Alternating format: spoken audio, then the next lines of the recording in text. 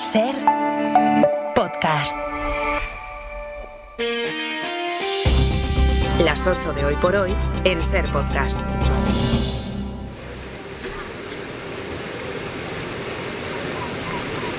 Sonido del Vaticano, el rumor de la Plaza de San Pedro todavía en calma, cuando falta una hora para que comience el cortejo fúnebre. Veremos hoy el traslado del cuerpo del Papa desde la capilla de Santa Marta, la que ha sido la residencia de Francisco, hasta la mayor iglesia cristiana del mundo, hasta la Basílica de San Pedro. Será la imagen del día y enseguida nos vamos a ir con todo el equipo desplegado en Roma, pero antes la noticia que les cuenta a esta hora la SER, los más de 6 millones de euros que el gobierno español ha pagado al de Israel para comprarle balas, contrato que se va a hacer efectivo después de haberse comprometido en octubre a no adquirir armamento de ese país.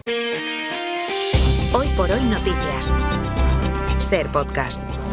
Hola, muy buenos días. El momento es delicado. Israel ha dividido la franja de Gaza en dos, ha creado una oficina para expulsar a sus habitantes y mantiene, según la ONU, un bloqueo a la entrada de todo tipo de ayuda, desde agua hasta alimentos y medicinas, que dura ya 52 días, el más largo hasta la fecha. El contexto es complejo porque el gobierno de España está en pleno debate con sus socios por la inversión en defensa, porque dentro de él, del propio Ejecutivo, Sumar ha llegado a una especie de pacto para plasmar su oposición sin forzar una ruptura, y porque el gobierno ha concluido que es mejor evitar en la medida de lo posible las votaciones en el Congreso sobre este tipo de gastos. Bueno, pues a todo esto se añade ahora este contrato, 6,6 millones de euros pagados al gobierno de Benjamin Netanyahu a cambio de 15 millones de balas. Lo cierto es que el gobierno ha sido duro en varias ocasiones con Netanyahu y sus socios y sus acciones en Gaza, por eso anunció que no volvería a comprarle armamento y tuvo que afrontar varios conflictos diplomáticos, pero hace meses que suscribió este contrato,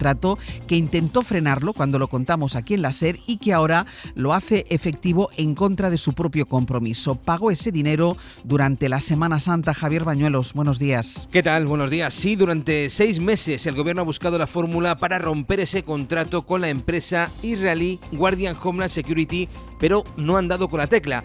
Interior formalizó la compra el pasado miércoles en plena Semana Santa, dando luz verde al desembolso de casi 7 millones de euros en balas fabricadas en Israel para la Guardia Civil, incumpliendo así el compromiso que asumió en primera persona la ministra portavoz cuando la SER informó sobre este contrato. El compromiso del Gobierno de España de no comprar y no vender material armamentístico a Israel sigue intacto. Fuentes del Ministerio del Interior explican a la SER que no han roto el contrato porque se lo desaconsejó la Abogacía del Estado. De haberlo hecho, el pliego recoge que el gobierno debería haber indemnizado a esta compañía israelí. Precisamente el gobierno anunció ayer que adelantaba 4 años el plan inicial, el de llegar al 2% del PIB de inversión en defensa.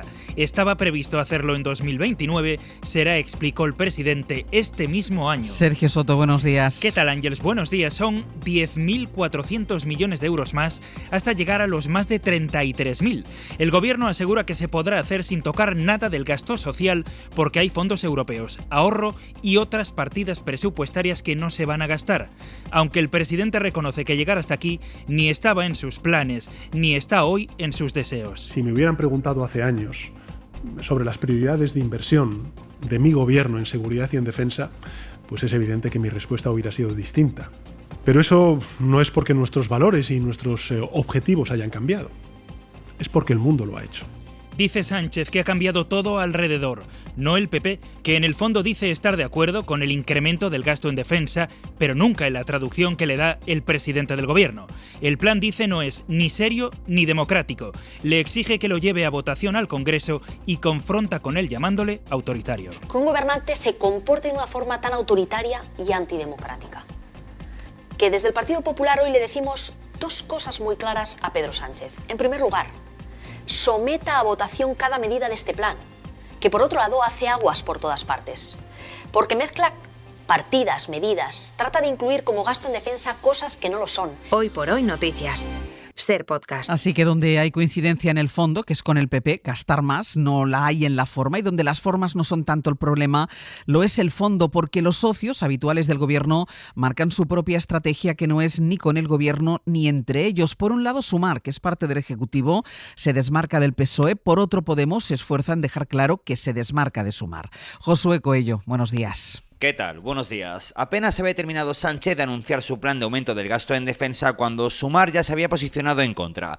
Se desmarcaba de este gasto desde el Consejo de Ministros, presentando objeciones que, si bien no van a ningún lado porque son minoría, desde la formación han querido dejar claro que no comparten este plan con el PSOE al considerar que ni es oportuno, ni es convincente, ni suscita consenso a la coalición.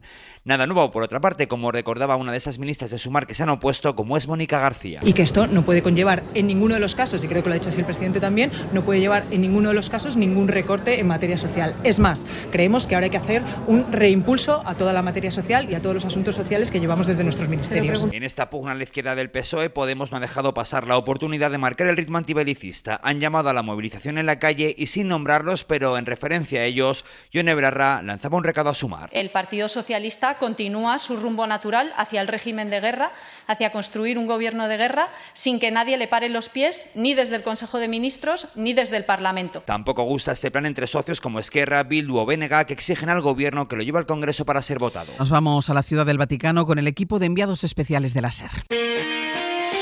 Hoy por hoy noticias. SER Podcast. Una vez elegidos, sus próximos explican que Jorge Bergoglio se dio un paseo por las habitaciones del Palacio Pontificio. Decidió después que nunca viviría allí. Le pareció, dijo, como un embudo, pero al revés, en el que solo entra el que tiene permiso para entrar y entonces, una vez dentro, te mueves en manos de los colaboradores. Por eso se marchó a Santa Marta, lo que fue un hospicio del Vaticano para pobres y religiosos. Y el lugar en el que murió el lunes a las 7:35 de la mañana, enviado especial de la SER, Pablo Morán. Buenos días. Hola Ángels, buenos días. Ahí murió el Papa, ahí en su capilla se instaló primero el cuerpo y pudimos ver esas primeras imágenes, y de ahí donde estás tú es donde en unos minutos va a comenzar esa procesión camino de San Pedro. ¿Cuál es el ambiente? Bueno, pues por este punto de acceso al recorrido de ese cortejo fúnebre junto a la residencia Santa Marta, como decías, es por donde a esta hora están accediendo, en fin, grupos religiosos, personal del Vaticano, cardenales, hemos visto pasar por aquí algún que otro purpurado, también franciscanos con sus hábitos y algún curioso que ha elegido este punto, alejado de la multitud, para estar cerca de la procesión. Será el penúltimo viaje de Francisco antes de su traslado definitivo de sus restos a la Basílica de Santa María la Mayor el próximo sábado. Desde aquí partirá el cortejo fúnebre para completar un recorrido de aproximadamente 600 metros por las calles interiores del Vaticano, las calles que rodean San Pedro, y harán su aparición en la plaza a través del Arco de las Campanas, en uno de los laterales de San Pedro, junto a la columnata de Bernini. Todo empezará, como decías, en menos de una hora, después de una oración ante los restos de Francisco, que a esta hora siguen en la capilla de esta residencia, junto a las estancias de la segunda planta en las que ha desempeñado su papado y que están selladas, están clausuradas desde el lunes, pocas horas después de la muerte del pontífice. Solamente el próximo Papa podrá reabrirlas. Vuelvo contigo en el abierto, Pablo. Hasta ahora. Hasta ahora. Es importante, lo contamos estos días, cada paso de todo el cortejo, porque cada gesto está cargado de simbolismo. Precisamente algo que se ha recalcado es que Francisco cambió muchos de los protocolos de despedida de los papas, desde el recorrido hasta la misma composición del féretro, que de ser triple y con zinc ha pasado a ser solo de madera. Todas esas imágenes, cada mueca y movimiento es importante porque es una representación ante millones de ojos. La Iglesia, desde luego, debe demostrar que sabe enterrar. Lo que se está forjando es una enorme cumbre con mandatarios de todo el planeta, entre ellos los reyes de España, que irán al funeral, y una delegación del gobierno español, pero también los fieles, los curiosos, los que aguardarán a las puertas de la Basílica a la que hoy llega el cuerpo del Papa, Plaza de San Pedro. Aimar Bretós, director de Hora 25, buenos días. ¿Qué tal, Ángels? Cada vez más fieles y más turistas llegan a esta Plaza de San Pedro, como este hombre. Es bello essere qui, anche se questo momento un po' triste. Que nos acaba de contar su contradicción, feliz de estar aquí a pesar de su tristeza como católico. Se acaban de encender las pantallas gigantes que ayer se instalaron rodeando esta Plaza de San Pedro y la Avenida de la Conciliación, fondo negro, letras solemnes que anuncian que la Capilla Ardiente abrirá a las 11. Tengo aquí a mi lado a un militar con algo parecido a un cañón de mano, que es un inhibidor gigante contra drones, apuntan y los tumban en el momento. Se están desplegando aquí agentes de todos los cuerpos de seguridad, pero también personal sanitario, mucho, ambulancias de la Croce Rosa italiana, Protección Civil y hasta una carpa con soporte psicológico para un día de mucha emoción y tensión para las miles de personas que empiezan a llegar aquí, Ángels. Seguimos también contigo en el Abierto, Aimar, gracias. Hasta luego. Aquí vamos a seguir, van a poder escuchar en el Abierto todo el cortejo, el avance del féretro por las calles del Estado de la Iglesia, pero además, si se quedan con nosotros, les podremos contar cómo es, qué sucede en el interior del imponente templo, que es la Basílica de San Pedro, ahí donde se va a celebrar la ceremonia de esta mañana, donde va a llegar el cuerpo del Papa, y la SER es uno de los medios acreditados que va a poder pasar a esa ceremonia. Nuestra compañera y corresponsal en Roma, Marina García, está a punto de acceder a esa Basílica de San Pedro. No sé, Marina, buenos días, si has podido pasar ya. Así es, ya estoy aquí en la Basílica, buenos días, y hasta ahora las primeras luces de la jornada nublada en Roma entran por la puerta, la que conecta la plaza de San Pedro con el interior de la Basílica, e iluminan el gran pasillo central por el que a partir de las 9 veremos el cuerpo del pontífice entrar en la Basílica. Han sido dispuestas unas barreras para delimitar exactamente ese pasillo, ese camino por el que los cardenales que ya han llegado a Roma escoltarán los restos del Papa argentino. Llevarán el cuerpo los sediarios, que eran los que llevaban antiguamente la silla gestatoria del Papa en desuso y que se han reconvertido en esta función, la de llevar físicamente el ataúd. El cuerpo del Papa estará colocado a los pies del altar donde para la religión católica descansan los restos de San Pedro y también del baldaquino de Bernini y Borromini, que por cierto acaba de ser restaurado para el jubileo y que luce a esta hora con sus impresionantes colores dorados. A partir de las 9 de la mañana estaremos siguiendo ese cortejo fúnebre y estaremos, como está ahora nuestra compañera Marina, en el interior de la Basílica de San Pedro, que es donde a partir de las 11 de la mañana se va a abrir la capilla ardiente del Papa para que los miles de fieles que desde estos días están desfilando ya por la plaza de San Pedro puedan entrar en el interior del templo para rendir el último homenaje al Papa Francisco. Hoy por hoy noticias. SER Podcast.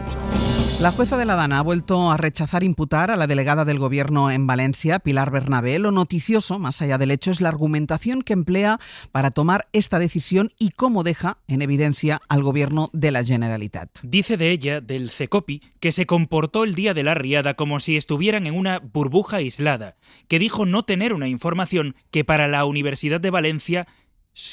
la Universidad de Valencia suspendiera las clases sí fue suficiente. Hubo, dice la jueza, una gravísima inactividad con resultado mortal. Ayer, por cierto, conocimos la declaración del número 2 de emergencias, también imputado y que intenta culpar a los técnicos. Radio Valencia, Natalens, buen día. Buen día. La jueza ha rechazado citar a declarar como investigada a la delegada del Gobierno, Pilar Bernabé. Lo notificaba ayer en un auto en el que reitera que, según la ley, el Gobierno valenciano es el órgano superior de dirección y coordinación de la protección civil en la comunidad.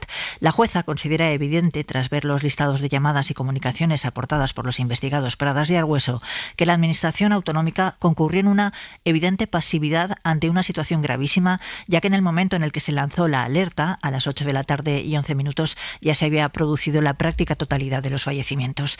Reitera sus críticas a los responsables de la Generalitat que estaban en el CECOPI, que manifiestan ser ajenos a lo que pasaba, un lugar en el que parece que nadie tuviera teléfonos, en el que los técnicos no informaban o lo hacían mal, una sala de reuniones en la que pareciera que los presentes permanecían en una burbuja aislados del mundo exterior, sin posibilidad de abandonar la sala y en el que el tiempo transcurría lentamente, demorándose la toma de decisiones. Y ayer, Emilio Argüeso, conocimos su declaración, dijo a la jueza que se tardó 1 hora en lanzar el mensaje porque había que redactarlo y validarlo. Y de nuevo en el exterior, en Estados Unidos, el portal de noticias Axios adelanta hoy el contenido de la oferta final de Trump para alcanzar un acuerdo de paz en Ucrania. La propuesta, resumida en un solo folio, incluiría el reconocimiento estadounidense de la península de Crimea como parte de Rusia y la aceptación de facto del control ruso de casi todos los territorios ucranianos ocupados por Putin desde el año 2022. Preguntado por esta oferta de Trump, el presidente ucraniano decía ayer: «Наша территория народа Украины». Que ese territorio es del pueblo de Ucrania y que él nunca reconocerá la cesión a Rusia. Trump trata así de poner fin a la guerra en Ucrania, iniciada por Putin, mientras empieza a recular también en otra guerra, esta vez una guerra iniciada por él mismo, por el propio Trump. La guerra comercial con China, a la que Trump ha impuesto aranceles de hasta el 145% para algunos productos. Ayer el presidente de Estados Unidos le preguntaron por las declaraciones de su secretario de Comercio, pronosticando una desescalada de esa disputa comercial con China. 145% is very high, Y Trump pareció darle la razón al reconocer que esos aranceles del 145% son muy elevados, dijo, y anunciar que se reducirán sustancialmente, aunque no a cero. Precisamente el Fondo Monetario Internacional salva a España del recorte de las previsiones por los aranceles de Trump, que para el fondo supone el inicio de una nueva era. España es, de hecho, la única gran economía a la que salvan del frenazo. Calculan que el PIB subirá un 2,5%, Jordi Fábrega. Las previsiones que ha presentado el Fondo Monetario reflejan no solo en los números, también en el lenguaje que utiliza, la preocupación por los efectos que pueden tener los aranceles de Donald Trump. We're entering a new era as the global economic system that has operated for the last 80 years is being reset. Estamos entrando en una nueva era, dice el economista jefe del FMI, que recuerda que el nivel actual de aranceles es el más alto desde hace más de un siglo. Esta preocupación, traducida a números, implica que las nuevas previsiones del fondo rebajan considerablemente y de forma general el crecimiento económico para este año, especialmente para Estados Unidos, que crecerá 9 décimas menos, pero también para China, para Canadá, para la zona euro, prácticamente para todos los países analizados, salvo España, que es la única gran economía que se salva del recorte. De hecho, el FMI confirma que la economía española crecerá este año un 2,5%, esto es 2 décimas más de lo que había previsto en enero. Hoy por hoy noticias. Ser Podcast. Y además, el multimillonario Elon Musk va a reducir su presencia en el gobierno de Donald Trump para centrarse en su empresa de coches eléctricos Tesla. Según ha anunciado los accionistas, va a reducir su presencia 1 o 2 días a la semana en el Departamento de Eficiencia Gubernamental, el DOGE, dedicado exclusivamente a hacer recortes. La decisión se produce después de semanas de caídas en las bolsas y del hundimiento de las ventas en mercados como el europeo. Y en 10 minutos, El Abierto. Hoy con Carlos Sánchez, Cristina de la Hoz y Joan Subirats. Estaremos en Roma para seguir el cortejo fúnebre que va a instalar ya el féretro del Papa Francisco en la Basílica de San Pedro en el Vaticano. Para no perderte ningún episodio, síguenos en la aplicación o la web de la SER, Podium Podcast o tu plataforma de audio favorita.